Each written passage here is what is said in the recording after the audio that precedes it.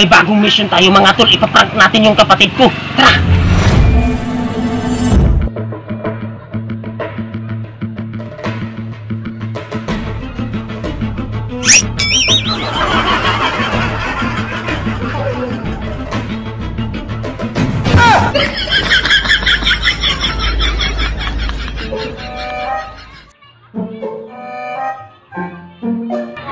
Ano kaya ang mangyayari?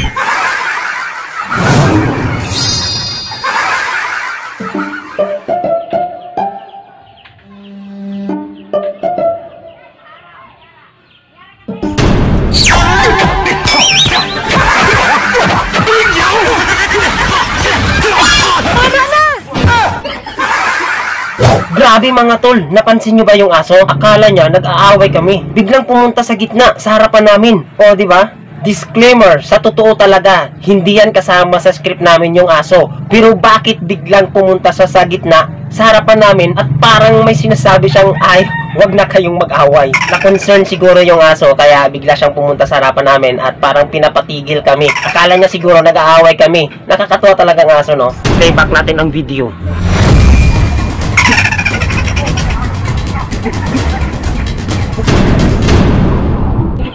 So kitang-kita nyo, di ba, kung paano lumapit yung aso? Ang ginawa na lang namin dito, parang nakipaglaro na lang kami sa kanya para kumalma siya.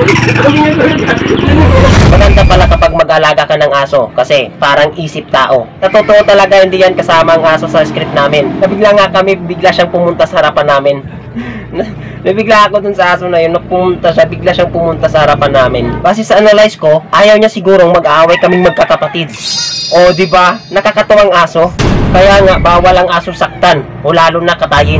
Mas mabuti nga pala kung may alaga kang aso. Kasi parang isip tao, di ba? Ayaw niya talagang may kaaway ka, ayaw niya talagang may nasaktan. Kaya ang masasabi ko base dun sa video na nakita ko, mas mabuti na mag-alaga tayong aso.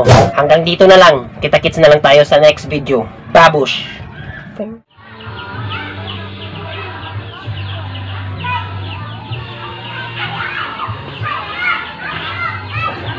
Pati niya.